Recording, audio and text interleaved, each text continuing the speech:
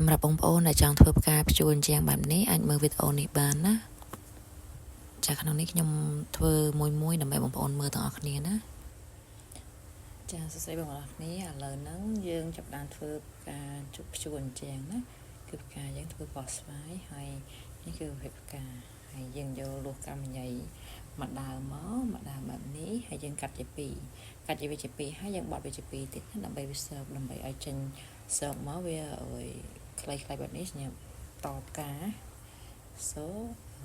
យើងចាប់បាន10ផ្កា10កម្មញីចូលចេះបែបនេះណាបងប្អូនគ្នាអញ្ចឹង10សងខាងមក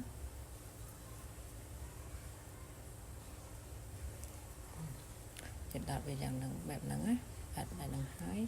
យើងដាក់បតោ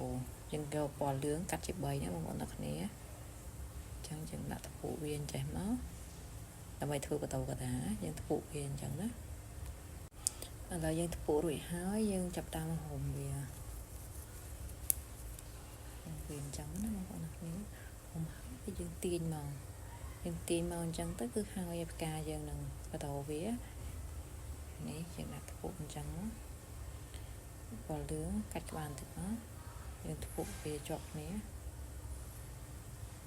នេះបែបនេះហើយយើងហុំវា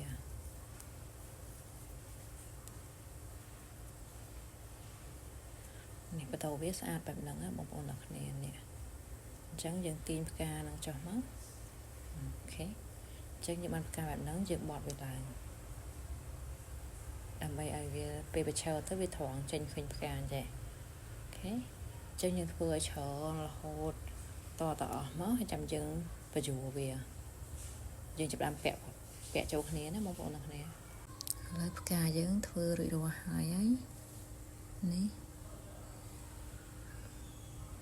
តែអញ្ចឹងយើងយកមកដាក់ធ្វើបញ្យួរអញ្ចេះទៅទៀតយើងធ្វើម៉ូតបន្តដាក់បែបនេះកន្លែងនេះទៀតចាសួស្តីបងប្អូនគ្នានេះប្រភេទផ្កាភ្ជួរអញ្ចឹងណាខ្ញុំគាត់កំងមកគូនិយាយទៅផ្កាភ្ជួរអញ្ចឹងហ្នឹងបងប្អូនចង់កំងម៉ូតអីក៏បានដែរនិយាយទៅមានគ្រប់ម៉ូតណាមានគ្រប់ម៉ូតមានគ្រប់ពណ៌និយាយទៅផ្កាកម្មញីពណ៌អីក៏ស្អាតដែរអញ្ចឹងបងប្អូនចង់បានពណ៌អីពណ៌ហុងស៊ុយ